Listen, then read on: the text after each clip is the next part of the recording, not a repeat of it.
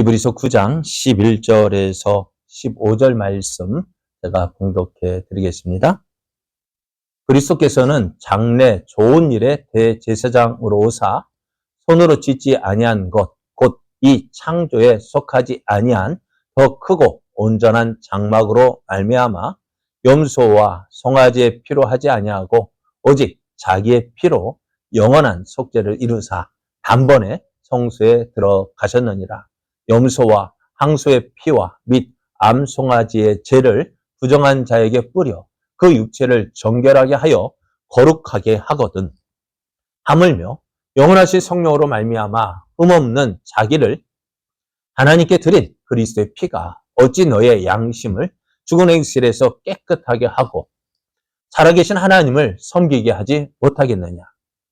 이로 말미암아 그는 새 언약의 중보자시니 이는 첫 언약 때에 범한 죄에서 속량하려고 죽으사 부르심을 입은 자로 하여금 영원한 기업의 약속을 얻게 하려 하심이라.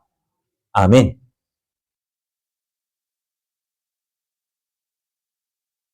할렐루야.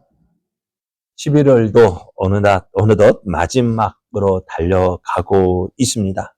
이렇게 바쁜 가을날을 지내면서 하나님이 기뻐하시는 일을 행하기를 원하여 예배의 자리에 나오신 여러분에게 하나님이 주시는 풍성한 은혜를 누리는 복된 시간 되기를 예수님의 이름으로 축복합니다. 옆에 계신 분과 함께 인사하겠습니다. 하나님을 사랑하는 성도님을 하나님이 기뻐하십니다. 하나님이 기뻐하시는 성도님은 복의 사람입니다. 그런 성도님과 함께하는 저도 행복한 사람입니다. 네, 여러분과 함께해서 저도 참 행복합니다. 오늘 우리에게 주신 하나님 말씀을 통해서 좀 제목이 길어요. 예수님의 피로 드린 제사가 동물의 피로 드린 제사보다 우월합니다. 예수님의 피로 드린 제사가 동물의 피로 드린 제사보다 우월합니다. 이런 제목으로 하나님 말씀을 증거하겠습니다. 히브리서 기자는요, 우리에게 대제사장이 있다라고 말씀합니다. 그 대제사장이 어떤 분인지 이렇게 이야기를 합니다. 지금 우리가 하는 말의 요점은 이러한 대제사장이 우리에게 있다는 것이라. 그는 하늘에서 지극히 크신 이의 보좌 우편에 앉으셨으니 성소와 참 장막에서 섬기는 이시라. 이 장막은 주께서 세우신 것이요 사람이 세운 것이 아니라겠습니다. 우리에게 있는 대제사장이 누구시냐? 바로 예수님이신데요. 예수님 우리를 위하여 죽으시고 부활하신 예수님은 지금 이 땅에 계시지 않으시고 하늘에 계십니다. 하늘에서 하나님의 보좌 우편에 앉아 계시고요. 또 대제사장으로 사역을 하고 계시는데 그 대제사장의 사역은 이 땅이 아니라 하늘에서 하고 있다라고 말씀하셔요. 그 대제사장의 사역을 행하시는 것은 사람의 손으로 지은 것이 아닙니다. 사람의 손으로 지은 것 하면 무엇이 생각날까요? 성소, 성막이 생각이 나죠. 그래서 이 땅에 서 있는 성소는 누가 있을까요? 아론의 자손의 그 후예들이 이제 대제사장을 행하고 있다면은 하늘에 있는 성소에서는 예수님께서 그 대제사장의 직분을 감당하고 계십니다. 그러나 예수님이 그런데 예수님이 오셔서요, 우리를 위한 구원 사역을 이루시기 전에는 모세 언약을 따라서 언약을 따른 죄인을 위한 제사 제도가 있었습니다. 그래서 우리는 첫 번째 언약이라 하고요. 이 제사 제도는 어떻게 표현하고 있느냐? 하늘에 있는 모형과 그림자라고 말씀합니다. 그래서 8장 5절을 보면은 그들이 섬기는 것은 하늘에 있는 것의 모형과 그림자라. 모세가 장막을 지으려 할 때에 지시하심을 얻음과 같으니 이르시되 삼가 모든 것을 산에서 내게 보이던 본을 따라 지으라 하셨다라고 말씀해요. 모형이라고 할 때에, 그림자라고 할 때에 그것이 완벽한 것은 아닙니다. 그리고 언형이 온다면 어떻게 될까요? 언본이 온다면 어떻게 되어질까요? 그것은 획이 되어야 되겠죠. 모나리자 그림이 참 아름답다 이야기하는데요. 어떨까요? 그 우리가 보고 있는 건 대부분이 가짜죠. 근데 그래서 어떻게 가짜인데 진짜 오기 전까지는 어떻게 돼요? 그 가짜를 보면서 아, 이렇구나, 이렇구나 하는데 진짜가 오면 그것은 아무런 의미가 없습니다. 그래서 하나님은 이 사실을 우리에게 말씀해 주고 있습니다. 그래서 이 사실을 우리에게 약속하셨는데요. 이렇게 약속하셔요. 주께서 이르시되 그날 후에 내가 이스라엘 집과 맺을 언약은 이것이니 내 법을 그들의 생각에 두고 그들의 마음에 이것을 기록하리라. 나는 그들의 하나님이 되고 그들은 내게 백성이 되리라 하셨어요. 이 약속 첫 번째 언약은 어떻게 되어졌느냐? 하나님은 돌 위에다가 하나님의 계명을 기록해서 주셨어요. 십계명을 하나님이 기록해서 이스라엘 백성에게 주셨어요. 그러면서 어떻게 나는 너의 하나님이 되고 너는 나의 하나님 백성이 돼. 그래 되려 하셨는데 그 돌비석을 보니까 어때? 사람이 그 계명을 어떻게 할까요? 잊을까 아닌지 잊어버리는 경우가 참 많아요. 그런데 하나님께서 또 어떻게 하라 말씀하셨냐면은 옷 끝에다가 그죠? 옷 끝에다가 숯을 달고 해서 이 말씀을 기억하라고 하셨어요. 그러니까 또 때로는 여기 이마에다가 붙여서 그 말씀을 기억하라 했는데 사람이 잘 기억할까 안 할까요? 참 까먹을 때가 많아요. 그러니까 어떻게 될까요? 정신 차려야 돼요. 정신 차려야 되는데 잊어버리는 수가 많은 이것들. 하나님께서 이제 돌 위에 기른 그 언약의 말씀을 어떻게 해요? 새 언약을 맺으시면 어떻게 한다고? 마음에 새겨 주신다라고 말씀하셨어요. 그러니까 새 언약을 주신다라는 것은요. 어떤 의미가 지금까지 가지고 있던 옛 언약은 어떻게 되어진다고요? 낡아지게 하실 것이다. 또 그것은 폐기될 것이다 라고 말씀하신 거예요. 모세에게 성막의 모형을 보여주시면서 그 모형을 따라 성막을 제작하라고 하셨는데요. 그 성막에서 어떻게 섬겨야 될지 말씀해 주셨지만은 어떻게 이것은 계속해서 되어지는 것이 아니에요. 언제까지? 이 땅에서 그 성막은 어떠하면 하늘에 있는 것의 모형이고 그림자라고 했으니까요. 진짜가 오면 어떻게 될까요? 이것이 폐기가 되어진다는, 새롭게 바뀌어야 되는 것, 되어져야 합니다. 그래서 이 땅 모세의 언약에 의해서 성막을 주셨는데 그것은 언제? 주님께서 다시 오실 그때 그것은 폐기가 되어지고 이제 새롭게 예수님께서 대제사장이 되셔서 우리 하나님을 섬겨야 된다라고 말씀해 주셨습니다. 그러면은 구약의 제사장들은요, 그가 맡은 사역을 수행하기 위해서 규칙적으로 성소에 들어갔습니다. 성소에는 둘로 나뉘어진다 했어요. 어떻게요? 성소와 지성소로 나뉘어지는데요. 그들은 제사장들 어디까지 들어갈 수 있을까요? 성소까지만 들어가게 됩니다. 성소에 들어가서 매일 등에 불을 밝히고 안식일에는 그 떡상에다가 진설병을 얹어놓고요. 금향로에 분향을 했습니다. 이런 일들은 매일 반복하는 것이었습니다. 매일 반복하지만 어디까지? 성소까지만. 그럼 어디를 못 들어가는 거예요? 지성소에는 못 들어가요. 지성소에는 뭐가 있는데요? 언약궤가 있죠. 그래요. 그 안에는 들어갈 수가 없어요. 매일 반복해서 성소에 들어가지만 지성소에까지는 들어가지 못합니다. 그리고 대제사장만이 지성소에 들어갈 수가 있는데 1년에 한 번. 그래요. 언제요? 속죄일에만 들어가게 되어집니다. 그리고 레위기 16장 12절을 보면은 지성소에 들어갈 때에도 이 대제사장이 1년에 한 번 그 지성소에 들어가게 되어지는데 어떻게 해요? 자기를 위해서 수송아지를 잡고 또 백성들을 위해서는 염소의 피를 가지고, 그러니까 피를 가지고 들어가게 하셨어요. 피를 사용한 것은 제사장이 죄를 속죄하기 위한 희생 제사를 드리기로 했지만은 속죄일의 예식이 하나님께로 나아갈 수 있는 길을 열어주지 못했음을 보여주고 있습니다. 그러니까 이 제사를 드리지만은 이것이 어때요? 매년 짐승을 잡아서 드려야만 나아갈 수 있다는 거예요. 이 제사는 어떻게 해요? 일시적인 것밖에 되지 못했습니다. 이제 예수님께서 오셔서 새 언약을 주셨습니다. 누가복음 22장 19절에서 20절을 보면은 예수님께서 최후의 만찬을 행하십니다. 새 만찬을 하시면서 이렇게 말씀하셔요. 또 떡을 가져 감사 기도하시고 떼어 그들에게 이르시되 이것은 너를 위하여 주는 내 몸이라. 너희가 이를 향하여 나를 기념하라고 하셨습니다.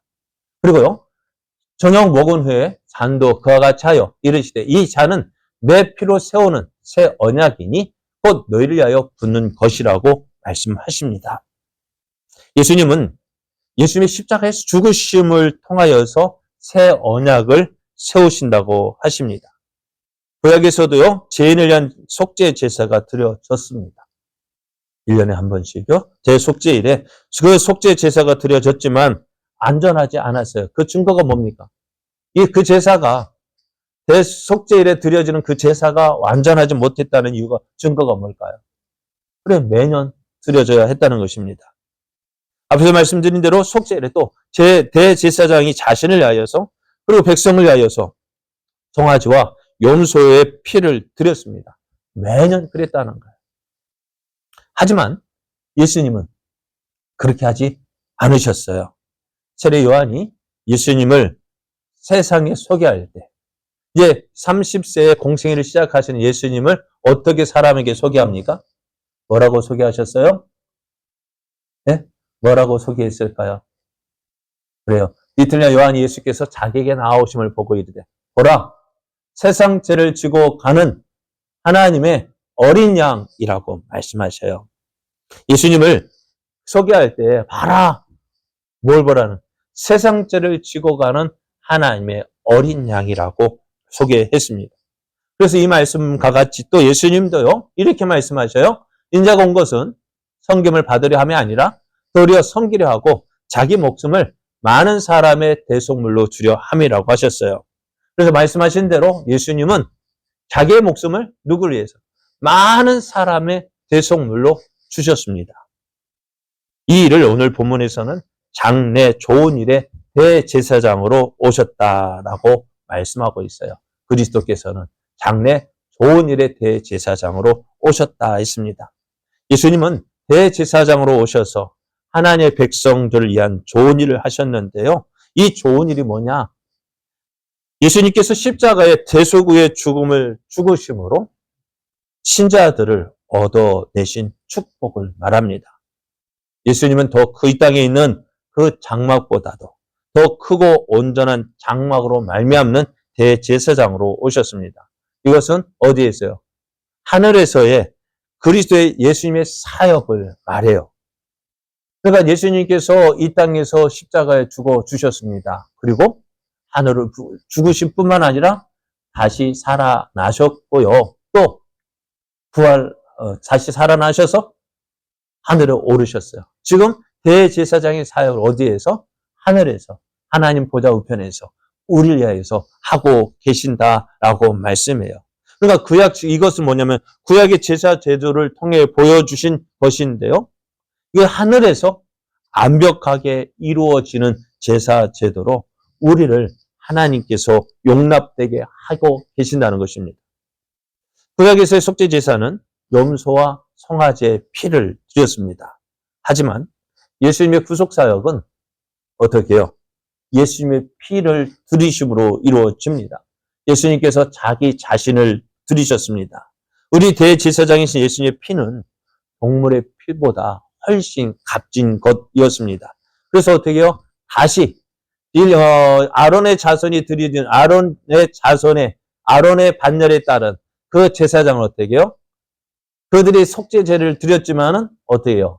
매년 다시 드려야 했지만은 예수님은 어떻게 해요? 매년 혹은 반복해서 드려야 할 필요가 없습니다.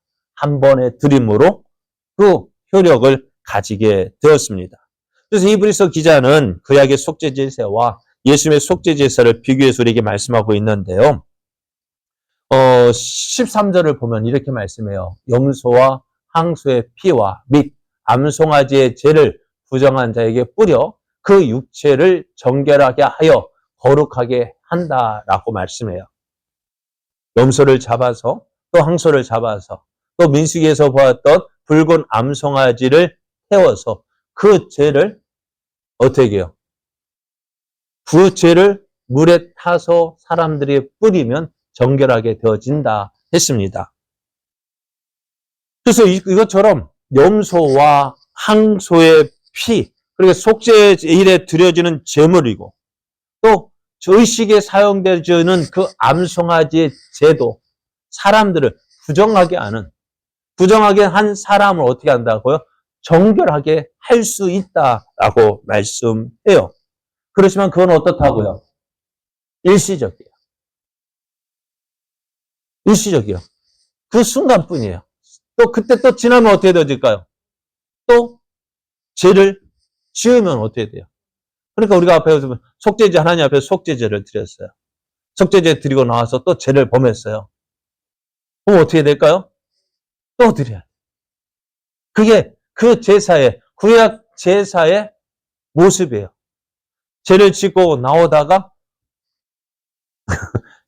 금방 이제 누구 말대로 수송아지, 항소를 잡아서 예? 하나님 속죄제를 드렸어요.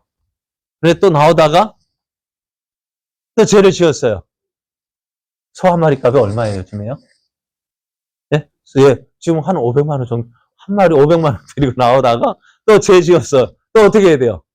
또 소 잡았어. 또 그러다 보면은 어찌 될까요?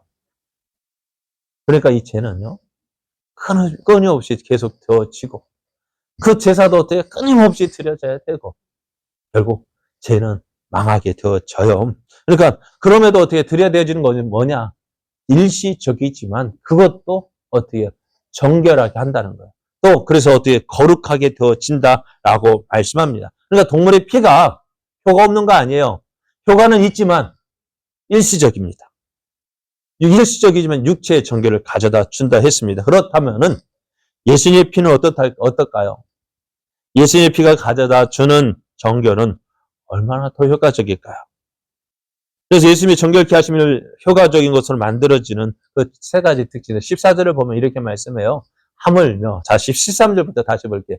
염소와 항소의 피와 및 암소의 죄를 부정한 자에게 뿌려 그 육체를 정결하게 하여 거룩하게 하거든. 동물의 피로서도 어떻게 해요? 이렇게 되어진다라고 말씀해요. 그렇다고 한다면 영원하신 성령으로 말미암아 흠없는 자기를 하나님께 드린 그리스도의 피가 오직 너의 양심을 죽은 행실에서 깨끗하게 하고 살아계신 하나님을 섬기게 하지 못하겠느냐라고 말씀해요.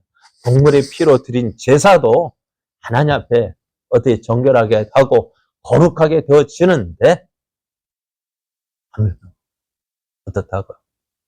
예수님의 그 피, 영원하신 성령으로 말미암아 흠없는 자기를 하나님께 드린 그리스도의 피가 어찌 너의 양심을 죽은 행실에서 깨끗하게 하고 살아계신 하나님을 섬기게 하지 못하겠느냐? 어떤다는 거예요? 할 수 있다는 거예요? 없다는 거예요? 우리를 어떻게 죽은 행실에서 깨끗하게 하고요. 살아계신 하나님을 섬기게 한다라고 말씀해요. 그래서 이 예수님의 피가 우리에게 어떻게 정결케 하시는 효과를 주어지느냐? 첫 번째로는 예수님께서 영원하신 성령으로 말미암은 제사를 드리셨다는 거예요. 영원하신 성령으로 말미암아 이 제사를 드렸다는 거예요. 예수님은 자신을 드리기로 이제 내적이며 영적인 결정을 하셨습니다. 솔직히 예수님께서는 겟세마네 동산에 오르시기 전까지는 어떻다고요? 많이 고민했다 하셨습니다. 너무 고민하셨어요. 무엇을 가지고 고민하셨을까요? 십자가를 놓고요. 그래요. 그 고민이 얼마나 컸던지 제자들이 뭐라고 말씀하셔요? 내가 심히 고민하여 죽겠다. 그러시면 얼마나 고민하셨으면은 제자들에게 뭐라고 말씀하세요? 나를 위해서 기도 좀 해라. 얼마나 고민되셨으면은요. 그래서 그렇게 하시면서 하나님 앞에 나아가 기도합니다. 조금 나아가서 얼굴을 땅에 대시고 엎드려 기도하여 이르시되 내 아버지여 만일 할만하시거든 이 잔을 내게서 지나가게 하옵소서. 그러나 나의 원대로 마시옵고 아버지의 원대로 하옵소서. 이렇게 기도하셨어요. 얼마나 간절하게 기도하셨던지 그 흐르는 땀방울이 핏방울 같이 되었다 했습니다. 그렇게 간절히 기도하셨어요. 이 기도를 어떻게 보면 예수님의 우리의 사람의 본성과 하나님과의 어떤 대결이었던 것 같아요. 야복강에서 그 야곱이 하나님의 사자를 붙들고 그렇게 간절히 기도했던 그 모습과 같이 예수님은 십자가를 놓고 그렇게 간절히 기도하셨어요. 어떻게요? 이 잔을 내게서 옮겨 주옵소서. 그러나 아버지 원대로 하옵소서. 이 두 가지를 놓고서 계속해서 간절히 기도하셨는데 그 간절히 기도한 끝에 어떻게 해요? 예수님은 하나님의 뜻을 따르기로 결정을 하십니다. 기도한 후에 기도하면서 내 마음을 어떻게 해요? 하나님께 내어놓고 내 생각, 내 계획 다 내려놓고 하나님의 뜻을 붙잡았어요. 기도가 바로 그런 거예요. 기도가요. 뭐 하는 것일까요? 내 고집 피우는 것이 기도가 아닙니다. 이거 해주세요. 해주세요. 그렇게 하는 것이 그 기도가 아니라 하나님의 뜻이 무엇인지를 놓고 기도하는 거예요. 하나님의 뜻을 구하는 것이 진정한 기도입니다.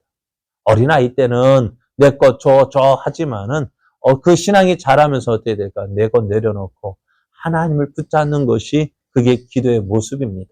예수님도 그렇게 기도하셨어요. 그리고 기도하시면서 어떻게 될까요? 제자들이 와서 하시는 말씀이 이것입니다. 이젠 자고 있는 제자들을 싫어하면서 말씀하기를 때가 가까이 왔으니 인자가 죄인의 손에 팔리느니라. 일어나라 함께 가자. 보라 나를 파는 자가 가까이 왔다라고 하셨습니다. 예수님은 하나님의 뜻에 순종하기로 작정하셨습니다. 그리고 십자가를 향하여 나아가셨습니다. 이 모든 일에 누가? 성령님께서 함께 하셨습니다. 두 번째로는 자기를 하나님께 드렸다 했습니다. 예수님께서 드린 제물은요, 자발적인 것이었습니다. 억지로 드린 거 아니었어요. 동물로 드릴 때 그 동물이 어떻게 했을까요? 주인님, 내가 주님을 위해서 대신 죽겠습니다. 했을까요? 안 했을까요? 억지로 끌려왔어요. 억울하게 끌려왔어요. 또 내가 짓지 않은 그 죄를 누구 때문에? 주인 때문에, 주인이 지은 죄 때문에 내가 대신 죽어야 한다니 동물의 입장에서 보면은 참으로 억울했을 거예요. 그죠? 안 그래요? 말은 할 수 없어서 표현되어 있지는 않지만은 그래 억울하지 않을까요? 들어 물어보면은 억울해 가지고 매매 할까요? 아니에요. 내가 누구 때문에 죽어요? 주인 때문에 좀 억울해 했을 거예요. 그런데 예수님 어떻게 하셨다고요? 앞에서 말씀드린 대로 자발적으로 일어나라 함께 가자 보라 나를 파는 자가 가까이 왔다 하시면서 어떻게 해요? 예수님께서 스스로 자원하여서 자기를 잡으러 온 그 사람들에게 네가 누구를 찾느냐? 네가 찾는 이가 나다 하면서 예수님을 드러내셨어요. 도망갈 수 있었으면은 충분히 도망가실 수 있었습니다. 피하고자 했다면은 충분히 피할 수 있었습니다. 그러나 어떻다고요? 이것이 하나님께서 기뻐하시는 길이었기에 하나님께서 원하시는 길이었기에 예수님 스스로 자발적으로 이 예수님을 자신을 드렸다라고 말씀합니다. 세 번째는 예수님은 흠없는 자기를 드렸다라고 말씀합니다. 예수님은 안전한 도덕적인 경결함을 가지고 반응하셨어요. 그러니까 예수님의 희생은 무한히 값진 것입니다. 예수님께서 이렇게 들이심으로써 하나님께 헌신한 사람들 속에서 깨끗해진 양심을 낳게 합니다. 동물로 드린 제사는요, 죄를 안전히 제거할 수 없지만 예수님은 그렇게 하실 수가 있습니다. 그 정결케 하심은 새로운 목표와 비전을 갖게 해줍니다. 죽은 행실 대신 살아계신 하나님을 섬기게 합니다. 옛날 동물을 섬길 때는 어떻게 보면 억울한 마음으로 그렇게 억지로 섬기는 것 같았지만 이제는 십자가에 죽으신 예수님을 믿고 하나님 앞에 제 용상을 받은 우리는 어떻게 될까요? 기뻐함으로 감사함으로 하나님을 섬기게 합니다. 그래서 정결하다는 것은요 하나님께 헌신하고 하나님을 섬기는 대로 나아갑니다. 예수님께서 제 용서를 보장하셨습니다. 자신을 드림으로 예수님은 새 언약의 중보가 되셨고 갇힌 자들을 갇힌 자들을 자유케 하는 속전이 되셨습니다. 예수님의 죽음은 영적으로 갇힌 자들을 자유케 하기 위해서 지불된 값이었습니다. 옛 언약, 모세가 드려졌던, 모세를 통해서 제정되어지고 백성들이 주었던 그 옛 언약은 어떻다고요? 하나님을 거역한 죄를 제거해 주지 못합니다. 잠시, 일시적으로.